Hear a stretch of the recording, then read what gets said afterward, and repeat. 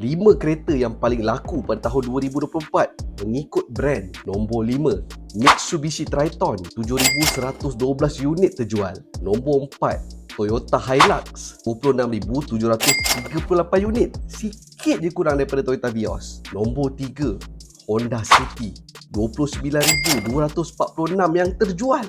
Nombor 2, Proton Saga, 69,863 unit yang terjual. Nombor 1, kereta yang paling laris pada tahun 2024, T2 Beza.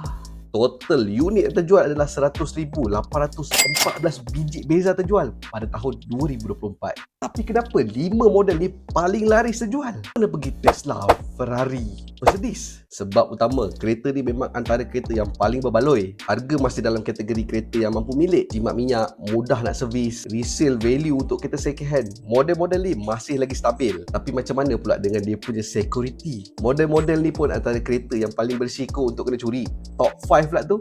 Demand untuk spare part tinggi, demand daripada negara jiran pun tinggi. Lagi-lagi kategori pickup macam Triton dengan Hilux. Dalam rekod EasyTrack dan juga rekod pihak berkuasa, dua model ni memang paling laris dan juga paling banyak kena curi. Sebab tu untuk pembeli kereta baru, saya boleh recommend GPS tracker daripada EasyTrack. EasyTrack punya tracker ada sistem bypass detector. Penyamun yang guna signal jammer ni EasyTrack boleh settlekan. Pemasangan pun tersorok.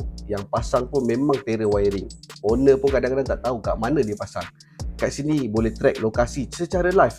Boleh juga set radius. Kalau kereta ni keluar daripada radius yang diset, automatik kau akan dapat tahu dulu. Kalau pencuri tu pakai signal jammer, enjin akan terus shut down automatik. Ramai owner yang beli kereta keluar je daripada showroom, lepas siap tinted dia pasang GPS tracker. EasyTrack punya sistem ni memang trusted. Showroom pun dekat Puchong je. Lebih 15 tahun dalam industri, specialize dalam kereta sewa dan juga kereta high risk. Sepanjang tahun ni dan juga tahun lepas, lebih 4,000 unit kereta dah pasang GPS tracker daripada EasyTrack. Total ada 5 kecurian lepas pasang EasyTrack, dan 5 kereta ni 100% dapat recover balik. Harga untuk tracker ni RM1,000 je siap pasang. Kalau ada credit card, tak payahlah bayar RM1,000 tu segedebuk. Buat je EPP 0%. Sebulan RM83.20 je.